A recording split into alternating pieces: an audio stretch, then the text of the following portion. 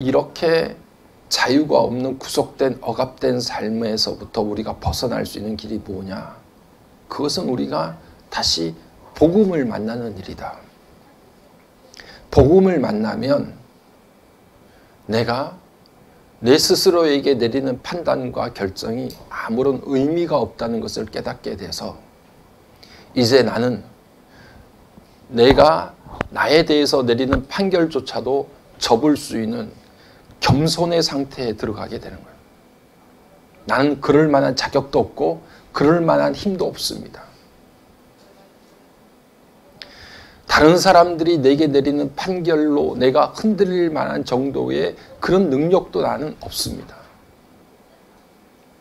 내가 가지고 있는 것은 오직 나를 부르시고 나를 일꾼으로 삼으신 하나님께서 내리시는 그 판결만이 나를 규정할 수 있는 유일한 근거입니다. 이렇게 고백을 드리게 되는 거예요. 그래서 우리가 복음을 만났을 때 가지게 되는 참된 겸손이야말로 내 자신에 대한 평가나 다른 사람이 나에게 내리는 평가로부터 자유로울 수 있는 유일한 길입니다. 겸손하면 내가 어떤 권한도 없다고 생각하면 내가 누구야? 나는 어떤 상태야? 너는 무엇이야? 라고 판단을 내릴 정도까지도 안 되는 나는 너무나도 연약하고 너무나도 약한 사람입니다. 복음을 만나니까 그렇습니다. 이것을 인정하게 되면 내가 생각하는 내 자신 때문에 흔들리지 않고 나에 대해서 누군가가 평가하고 이야기하는 그 이야기 때문에 흔들리지 않게 되어서 내 마음속에 내가 정말 구하고 추구하려고 하는 참된 평안과 자유가 우리 가운데 임하게 되는 거예요. 이것은 먼 나라 이야기도 아니고 아주 하늘 위에 있는 추상적인 이야기도 아니고 이런 매일의 삶이 우리 가운데 계속해서 거듭되고 있습니다. 그것 때문에 우리는 고통스러워하고 힘들어하고 우울하고 그것 때문에 분노하고 분통이 터지고 그런 순간들을 우리가 매일매일 살아가고 있는 거예요. 바울이 있지 않습니까? 바울이 예수 만나기 전에 어떤 사람이었나요, 여러분? 바울은 예수 만나기 전에 예수 믿는 이단 세력들을 척결하는 게 내가 이 땅 가운데 해야 될 나의 사명이라고 생각했습니다. 이 이단 세력들을 깨끗하게 말끔하게 세척시키고 순수한 유대 종교를 계속 유지시키도록 만드는 것이 내가 해야 될 사명이라고 그 뜨거운 가슴으로 받아들였던 청년이 사울이었습니다. 바울이었어요. 그런데 그렇게 확고하고 변함이 없었던 신념이 언제 어떻게 무너집니까? 우리가 잘 알다시피 그런 예수 믿는 사람들을 잡아다가 구속시키고 죽이려고 나아갔던 그 길에서 자기도 생각지도 못했던 예수를 만난 것 아닙니까? 복음을 접했어요. 예수 만나고 보니 어떻습니까? 내가 이전에 그렇게 확신하고 가졌던 나에게 확고부동했던 신념들, 내가 정말 바른 신앙이라고 생각했던 그것들, 그 모든 것들이 한순간에 다 물거품처럼 무너져 버렸지 않습니까? 그게 내가 내 눈에 뭔가가 잘못 씌워져서 잘못 본 것들, 그래서 비늘이 벗겨지니까 내가 비로소 예수를 보게 되고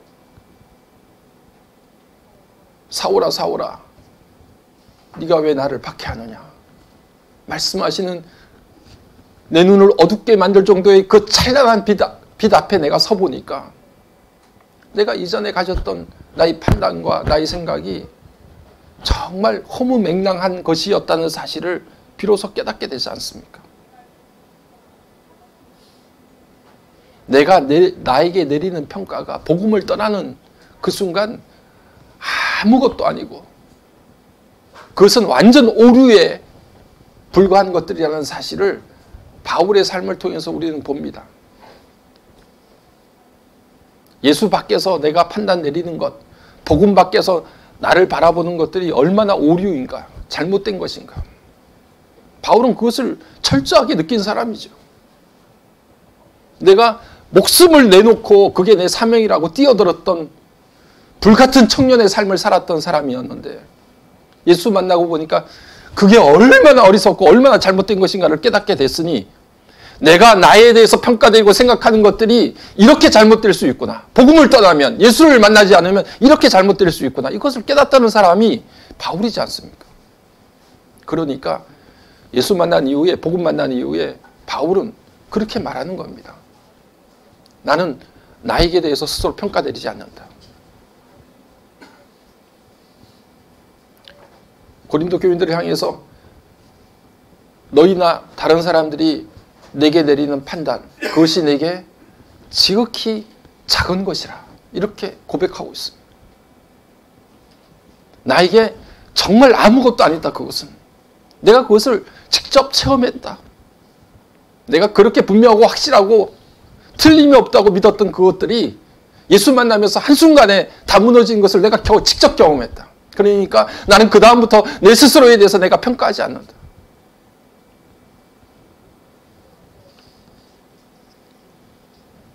나를 판단하시고 심판하실 이는 주시니라. 할렐루야. 여러분, 여러분들이 스스로 판단하고 평가하지 마세요. 나는 누구라고. 나는 그래서 안 된다고. 내가 좀 뭘 잘 되면 내가 이 정도 한다고. 스스로 높낮이를 스스로 평가하지 마세요. 우리를 부르시고 우리를 정확하게 파악하시는 하나님께서 우리를 심판하시고 판단하시고 평결하십니다.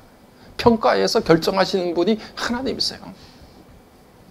그런데 그 하나님이, 우리가 기억해야 될 것은 그 하나님이 우리를 당신의 자녀로 심판해 주셨어.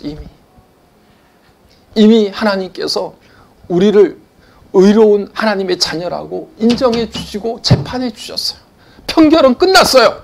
심판은 우리들에게 모두 끝난 줄로 믿으시기를 바랍니다. 하나님이 심판하셔서 하나님이 판단하시고 우리에게 의로운 자녀라고 인정해 주셨는데 우리는 우리를 계속해서 법정에 다시 세웁니다. 넌 이것 때문에 안 돼. 너 저것 때문에 안 돼. 너 이러니까 이런 거야. 우리를 창조하신 하나님께서 우리를 당신의 백성으로 삼아주셔서 우리를 거룩한 백성이라고 재판을 여셔서 우리를 인정해 주시고 예수 그리스도의 그 놀라우신 피와 능력을 통하여서 우리를 그렇게 판단해 주셨음에도 불구하고 우리는 매일매일 우리 자신을 재판장에 다시 세우는 거예요. 우리 스스로. 그러니 그 안에 참된 자유와 평안이 있겠습니까? 늘 불안과 염려와 내가 이 재판에 유죄를 받을까 안 받을까, 무죄 선고가 날까 어떨까, 그것 때문에 노심초사하는 거예요. 불안한 거죠.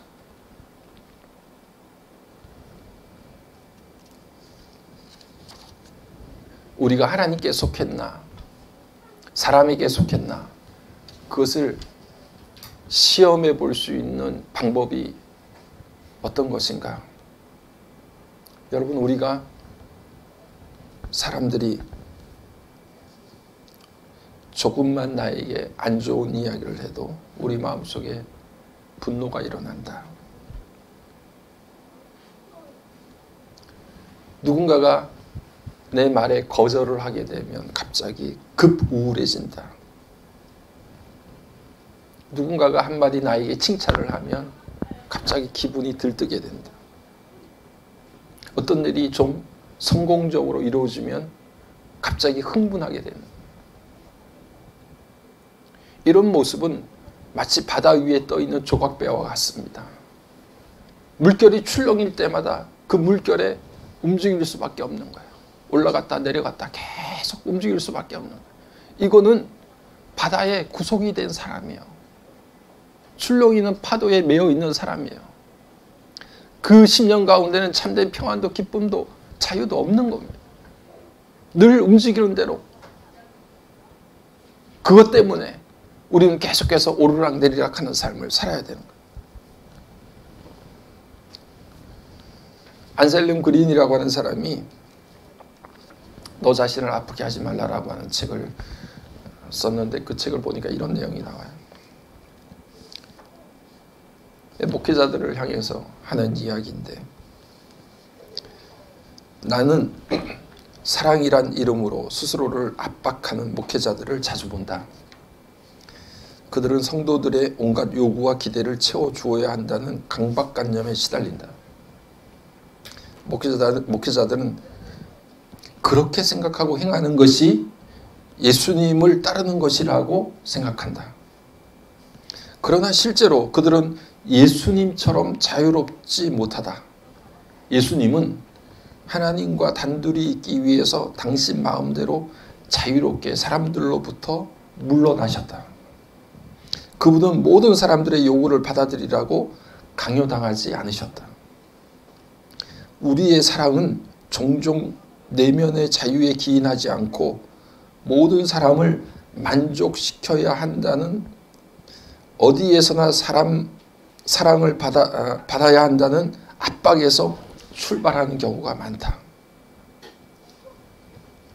이 압박은 흔히 두통으로 나타난다. 몸이 그것이 정말 우리가 사랑으로부터 출발을 한 것인지, 아니면 모든 사람들의 요구와 요청을 들어주어서 저 사람들로부터 인정을 받고 사랑을 받아야 된다는 내 심령 가운데 있는 강박관념에서부터 시작이 됐는지를 나타내는데요. 이전에 그런 경우들을 종종 보기도 하고 경험도 했습니다.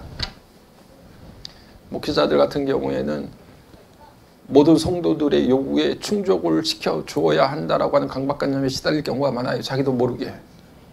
그래서 모든 요청과 요구를 다 들어주려고 하다가 결국에는 머리에 두통이 이제 오기 시작하면서 몸이 반응을 하기 시작하는 거예요. 이것이 정상적인 것이 아니다라고 하는 것들을 몸이 벌써 알고 그 증세를 나타내기 시작하는 거예요. 여러분, 우리가 정말 참된 사랑과 섬김을 통해서 이루려고 하는 것들에 대해서 우리가 그 참된 자유와 기쁨을 간직하지 못하면 그것은 우리가 가지고 있는 잘못된 섬김의 출발이 되는 겁니다. 그것은 자기를 쓰러뜨리는 일이고 무너뜨리는 일이에요. 우리의 섬김에 참된 자유와 기쁨이 없는 것은 참된 섬김이 될 수가 없습니다. 그것은 자기를 강제적으로 끌고 가는 거예요. 어느 순간인가 그러다가 쓰러지고 마는 겁니다. 오늘 3절과 4절 말씀에서 그렇게 분명하게 말씀하고 있지요. 3절과 4절을 다시 한번 우리 같이 읽겠습니다. 너희들에게나 다른 사람들에게 판단받는 것이 내게는 매우 작은 일이라. 나도 나를 판단하지 아니하노니 내가 자책할 아무것도 깨닫지 못하나 이로 말미암아 의롭다함을 얻지 못하노라. 다만 나를 심판하실 이는 주시니라. 아멘. 너희들에게나 다른 사람들에게나 판단받는 것이 내게는 매우 작은 것이다. 나도 스스로 나를 판단하지 아니한다. 이 매우 작다라고 하는 말을 쓸 때 바울이 최상급을 씁니다. 작다라고 하는 말에 최상급을 써요. 그러니까 바울에게는 이게 작은 정도가 아니라 정말 작아서 눈에 보이지도 않는 거예요. 눈꼽만도 못한 거예요. 사람들이 나에게 평가 내리거나 내 스스로 나에게 평가 내리는 것이 그만큼 눈에 보이지 않을 정도로 작다는 이야기를 강조해서 지금 바울이 하는 겁니다. 이 말이 바울이니까 가능하지 않을까 이런 생각을 하는데 사실은 이 이야기가 너무너무 대단한 말이에요. 우리 자신의 모습을 생각하고 우리의 일상을 생각해 보면 우리는 누구가 작은 말 한마디 때문에 우리의 가슴이 완전히 무너지는 경우가 너무나 많아요. 그것 때문에 지금까지 생각했던 모든 것들이 다 헝클어지는 경우가 너무나 많고 좌절을 경험하는 경우도 너무나 많습니다. 한마디 때문에 우리의 삶이 갑자기 업이 돼서 막 기고만장할 때도 너무나 많아요. 이런 모습들, 수없이 쏟아지는 말 때문에 우리가 받는 영향들을 생각해 보면 어떻게 너희나 다른 사람들에게부터 받는 판단이 내게는 매우 작다. 눈에 보이지도 않는다. 너무 작다라고 말할 수 있는 바울의 영적인 상태가 도대체 어떤 상태이길래 이렇게 말할 수 있을까? 대단하지 않습니까? 엄청난 말이거든요. 어떻게 이게 가능할까? 나도 내 자신에 대해서 판단 내리지 않는다. 나를 판단하실 일은 오직 주시니라. 이렇게 고백할 수 있는 말이 어떻게 바울에게는 가능할까? 이런 생각이 드는 거죠. 그런데 바울이 이렇게 이야기하면서 2절 말씀을 우리가 보게 되면 2절에 뭐라고 이야기되어 있습니까? 자, 우리 2절을 한번 같이 다시 한번 읽읍시다. 2절 시작.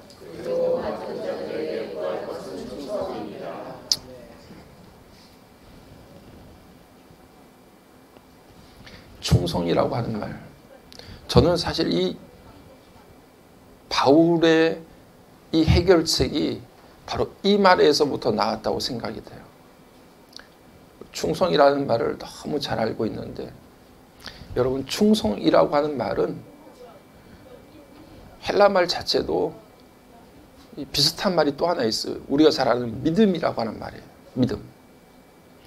충성이라는 말이 피스토스라고 하는 말이고, 믿음이라고 하는 말이 피스티스라고 하는 말이에요. 우리가 헬라 말을 잘 모르지만 발음이 비슷하잖아요. 피스토스, 피스티스. 이게 어근이 같다는 말이에요. 다시 말하면 충성이라고 하는 것은 과도한 열심을 내는 것을 말하는 것보다도 믿을 수 있는 것, 신뢰할 수 있는 것을 중요하게 담고 있습니다. 충성이라고 하는 말 자체는 믿음이 가고 믿을 수 있고 신뢰할 수 있는 것이 첫 번째 의미예요. 그러니까 저 사람이 충성스럽다, 충성스러운 일꾼이다 이렇게 이야기할 때는 다른 것보다도 저 사람 참 신뢰할 만하고 믿을 만하다라는 의미가 첫 번째 의미예요. 우리가 어떤 일을 맡겨도 불안한 사람이 혹 있지 않을까요? 이런 일 저런 일을 시켰는데 야, 저 사람이 저 일을 그대로 할 수 있을까? 계속 지속적으로 그 일이 가능할까? 이렇게 염려가 되는 사람이 혹 있지 않을까요? 그렇다고 하면 그것은 충성스러운 일꾼이 아닙니다. 충성이라고 하는 말 가운데는 믿음이 가는 거예요. 신뢰가 가는 겁니다. 그게 바로 충성의 의미예요. 맡은 자들에게 구할 것이 충성이다. 충성. 믿을만 해야 된다. 하나님께서 우리에게 어떤 일을 맡기시고 그 일을 시키실 때 이 친구 믿을만 해. 변함이 없어. 이 일을 계속해서 지속시킬 수 있는 그런 사람이야 라고 판단하실 수 있는 사람, 그런 사람이 충성스러운 사람이죠. 그래서 오늘 바울은 다른 것이 아니라 우리가 하나님의 일을 할 때 가장 중요한 게 충성을 구하라. 맡은 자들에게 구할 것은 충성이다. 이렇게 말씀하고 있어요. 그래서 오늘 설교 제목이 충성을 구합니다. 여러분, 엄청난 일을 하지 못해도 이 사람 하나님이 정말 믿을 만한 사람이다 라고 이야기하실 수 있는 그런 사람, 왔다 갔다 하지 않을 거고 변함이 없을 거고, 내가 했던 마음, 내가 했던 그 명령에 대해서 가슴 깊이 새기면서 살아갈 사람, 나 이 사람 확실히 믿어, 이렇게 이야기해 줄 만한 사람, 그게 충성스러운 일꾼이고 충성스러운 사람이에요. 충성스러운 그리스도인이에요. 오늘 저와 여러분이 그런 충성스러운 하나님의 사람들 되기를 주의 이름으로 간절히 축복합니다.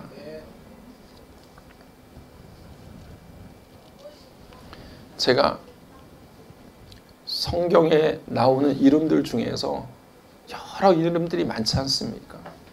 그 이름들 중에서 제가 정말 좋아하는 이름을 한 가지를 딱 뽑으라고 한다고 하면 저는 그냥 주저없이 갈렙을 듭니다. 그래서 여러분들 영어 이름 지으실 때도 그냥 영어 이름 할 것 없으면 무조건 캘럽이라고 하세요. 캘럽이 좋아요. 갈렙이라고 하는 이름을 제일 좋아하는데, 여러분, 우리가 민수기 13장 14장 말씀을 보면 우리가 잘 아는 대로 이스라엘 백성들이 가나안 땅 들어가기 전에 12정탐꾼을 보내잖아요. 그랬더니 12정탐꾼 중에서 10명은 다 우리는 절대 저 가나안 땅에 들어가지 못한다. 거기는 어마어마한 족속들이 있어서 우리는 거기에 비하면 메뚜기 같았다. 도저히 우리 힘으로 안 된다. 이렇게 이야기했던 사람이고, 12명 중에 2명이 그래도 그 땅이 하나님께서 우리에게 약속해 주신 땅이기 때문에 우리는 능히 그들을 이길 수 있다라고 이야기했던 사람이 여호수아와 갈렙이지 않습니까? 이렇게 10명이 부정적인 이야기를 한 것 때문에 이스라엘 백성들은 2년 만에 가나안 땅에 들어갈 수 있었는데 2년 플러스 38년을 더했어야 돼요. 그래서 40년을 꼬박 광야를 헤매어야 가나안 땅에 들어갈 수 있는 그 많은 시간들을 방황하고 보내게 됐습니다. 얼마나 힘들고 어려웠겠습니까? 거기다가 38년을 채우고 40년째가 되는 때에 모세는 가나안 땅에 들어가지 못하고 가나안 코앞에서 죽게 되지요. 그리고 그 뒤에 후계자가 누가 됩니까? 여호수아가 후계자가 되죠. 갈렙은 또 한편으로 얼마나 마음이 서운했을까요? 여호수아와 함께 이 두 사람이 이스라엘 백성들을 모세와 함께 인도해 갔는데 어느 순간 모세가 죽은 다음에 후계자가 자기가 안 되고 여호수아가 됐어요. 그게 얼마나 마음속에 서운한 마음이 들었겠어요. 그런데 갈렙은 거기에 대해서 서운한 마음과 그것 때문에 자기가 더 이상 맡겨진 일들을 감당하지 못할 정도로 흔들리지가 않습니다. 여호수아서를 보게 되면 갈렙은 가나안 땅을 정복할 때 85세가 되어서 여호수아에게 가서 그렇게 점령하기 힘든 헤브론 땅, 그 아낙 자손들이 살고 있는 그 험난한 땅을 내가 그 땅을 차지하겠다. 이 산지를 내게 달라고 여호수아에게 요청을 합니다. 그리고 노익장을 과시하면서 마지막 순간까지 하나님께서 우리에게 주시고자 했던 그 가나안 땅을 점령하는데 그 85세의 나이에 앞장서서 그 땅들을 점령해 갑니다. 갈렙은 오직 하나님, 우리에게 일을 맡겨주신 하나님 앞에 충성스러운 일꾼이었어요. 믿을 만한 사람이에요. 저 사람 이거 안 됐다고 해서 백 돌아서지 않을 거야. 저 사람 이거 안 됐다고 해서 포기하거나 좌절하지 않을 거야. 하나님께서 믿을 만한 사람이 갈렙이었어요. 이 사람 지도자가 안 됐다고 해서 포기하고 그저 어디로 숨거나 도망가거나 하지 않을 거야. 이렇게 믿을 만한 사람이 갈렙이었어요.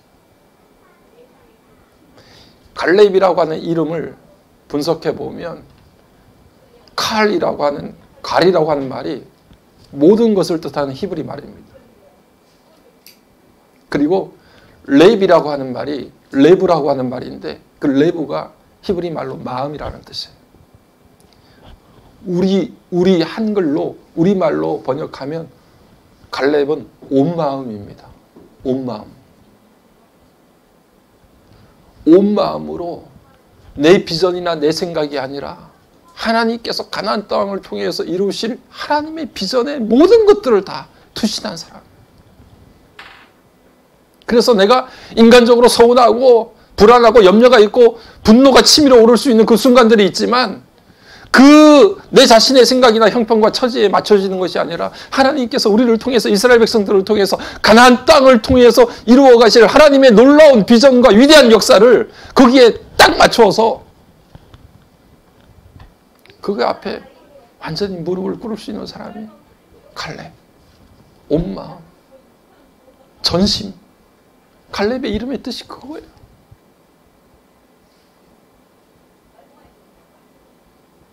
우리가 설교 끝나고 찬양 신자 되기 원합니다. 우리 찬송가 부르려고 하는데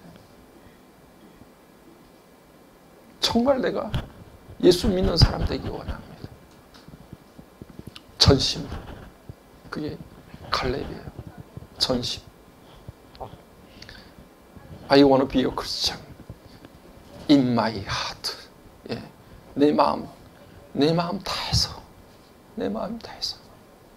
전심으로 제가 하나님 앞에 갈렙이 되기를 원합니다. 그 어떤 환경, 요동치는 파도와 물결 앞에서도 야, 이 친구 믿을 만한 사람이야. 이 친구 편함이 없어. 흔들리지 않아. 그럴 수밖에 없는 게 내 온 마음이 우리의 참된 주인 되신 하나님 앞에 다 맞닥뜨려져 있고 그 하나님으로 충만하게 채워져 있으니까 내 스스로도 나에게 대한 평가를 내리지 않는 거예요. 나를 의식하지 않아요.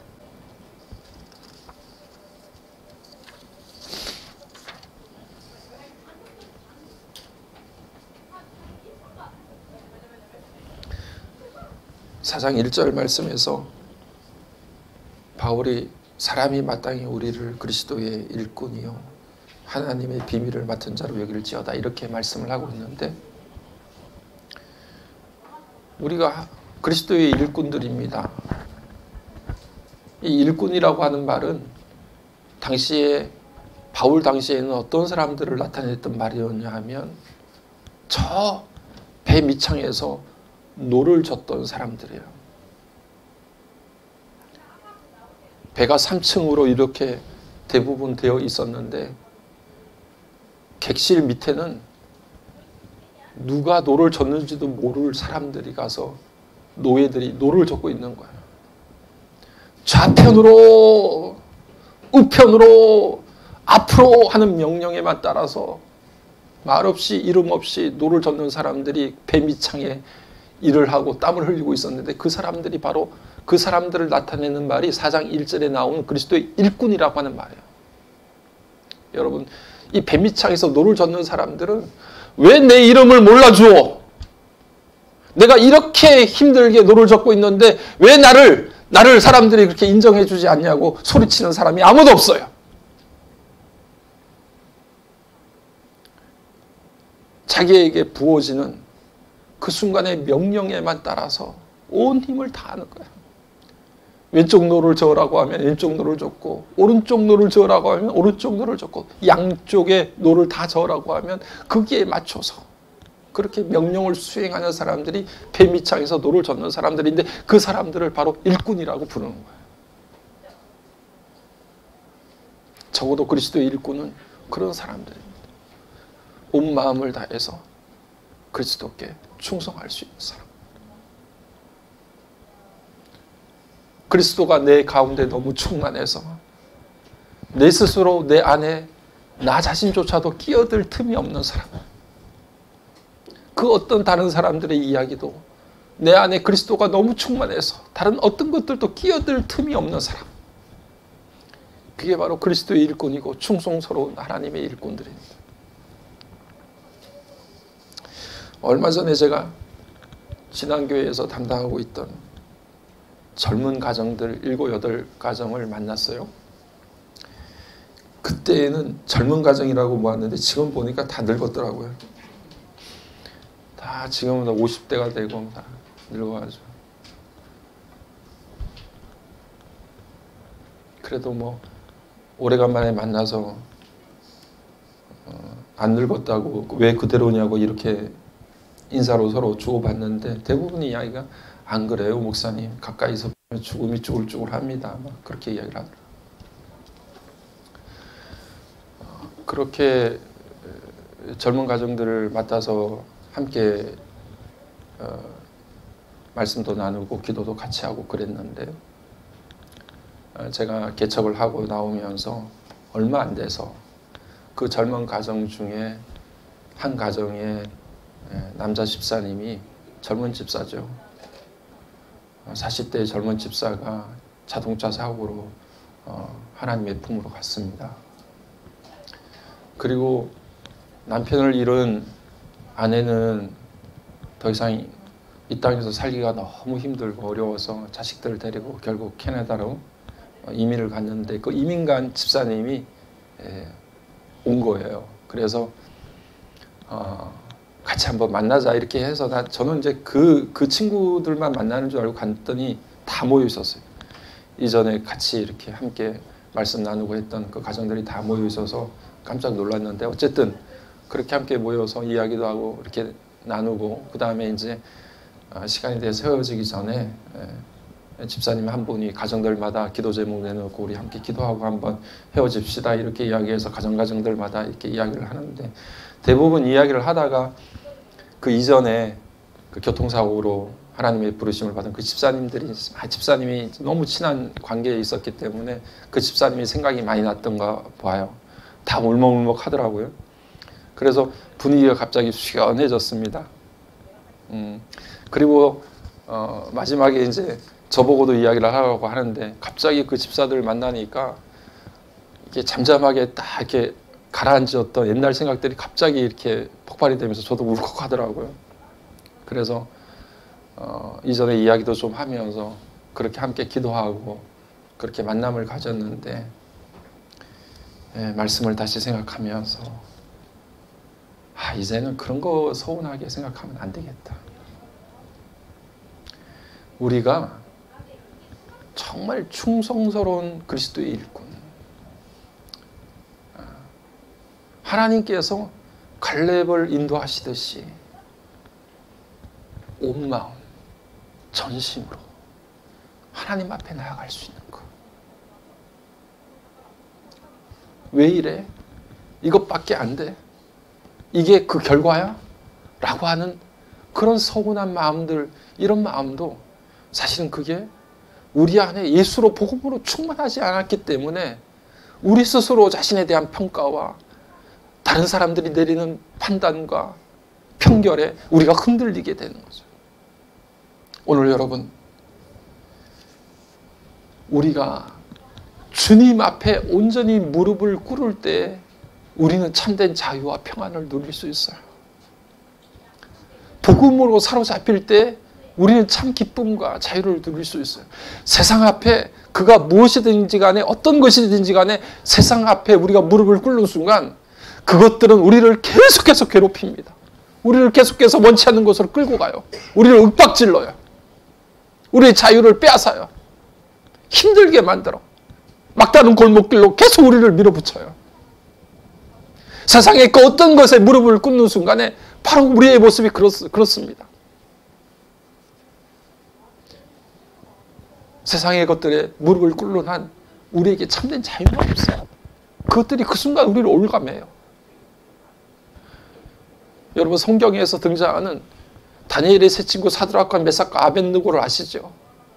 그 느부갓네살 왕이 자기 신상을 만들어 놓고 너희들 내 앞에 이 신상 앞에 절하지 않으면 지금 풀무불 속에 활활 타오르는 불 속에 평소보다도 7배나 더 뜨겁게 만든 그 풀무불 속에 너희들 다 집어넣을 거야. 이렇게 이야기하잖아요. 그런데 사드락과 메삭과 아벳느고가 어떻게 합니까? 우리는 당장 그럴 수 없습니다.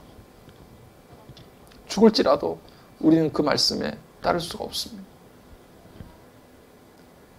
결국 그들을 꽁꽁 묶어가지고 결박을 한 채로 풀무불 속에 사드락과 메삭과 아벳느고를 집어넣잖아요. 이후에 느부갓네살 왕이 그 풀무불 속을 이렇게 쳐다봐요. 다니엘서 3장 말씀을 보면 이렇게 쳐다보면 3장 25절에 그렇게 나옵니다.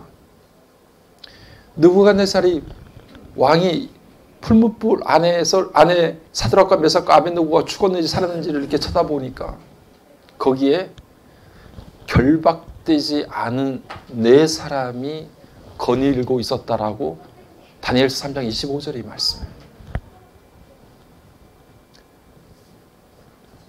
우리는 느부갓네살 왕 앞에 절하고 음악이 흐를 때 그 앞에서 경배하면 우리는 구속되지 않고 자유를 얻을 것 같잖아요.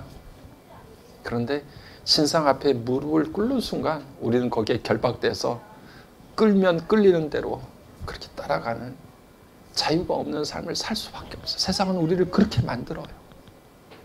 그런데 세상 앞에 무릎 꿇는 것을 거부하고 불 속에 들어갔는데 오히려 불 속에 결박되지 않은 4사람, 사드락과 메삭과 아벳느고와 함께 우리 하나님께서 함께 동행해 주셨어요. 거기에 참 자유가 있더라고요. 결박되지 않았어. 결박된 채로 집어넣었지만 그 불 속에 들어갔는데 결박되지 않은 4사람이 불 속을 거닐고 있더라는 거예요. 참 자유는 그 어떤 환난과 공고도 우리를 끊어낼 수가 없어요. 그래서 바울은 로마서 8장 말씀을 통해서 그러므로 그리스도 예수 안에 있는 자들에게는 결코 정죄함이 없나니라고 시작을 합니다. 그렇게 말하면서 8장의 내용을 쭉 따라가 보면 누가 우리를 정죄하리요? 죽으실 뿐 아니라 다시 살아나셔서 다시 살아나신 이는 그리스도 예수시니 그는 하나님의 우편에 앉으시고 우리를 위해서 간구하는 자신이라.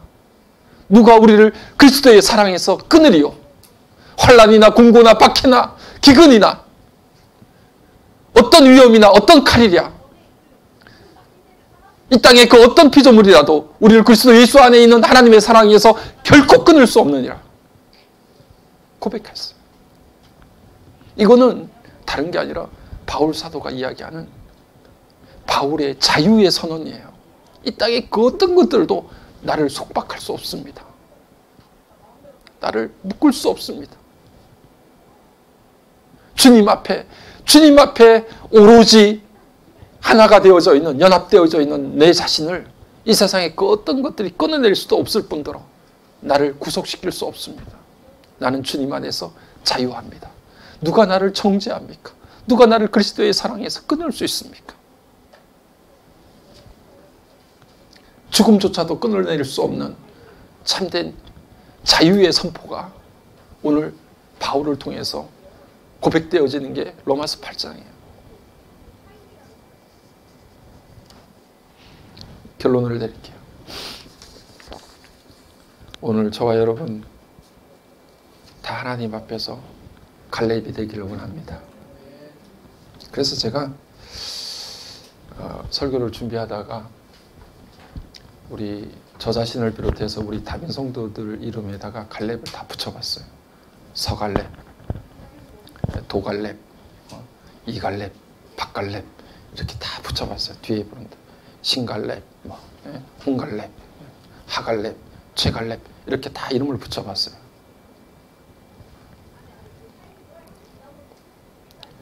이름을 다 붙여봤는데 그 이름 중에 제일 그래도 잘 어울리는 이름이 집사님이 한갈렙이더라고. 예, 한갈렙 하세요. 한갈렙. 예. 다 제가 이름을 우리 성도들 이름에 다 갈렙을 붙여봤거든. 근데 제가 한갈렙 하시는 게 있다 이런 생각이 들더라고요. 예. 백갈렙도 멋있어요. 예. 여러분 우리 모두가 갈렙이 됐으면 좋겠어요. 온 마음으로, 전심으로 내가 내 속에 예수로 복음으로 가득 차서 내 스스로도 나를 판단할 만큼의 틈도 나지 않고 누구의 이야기에도 내가 쉽게 요동되지 않을 만큼의 나는 그것들을 아주 작게 여긴다. 눈에 보이지도 않는다. 나를 판단하실 이는 오직 주시니라. 오직 그 주님 바라보며 나아갈 수 있는 충성스러운 우리 다빈의 식구들 되기를 주의 이름으로 간절히 축복합니다. 네.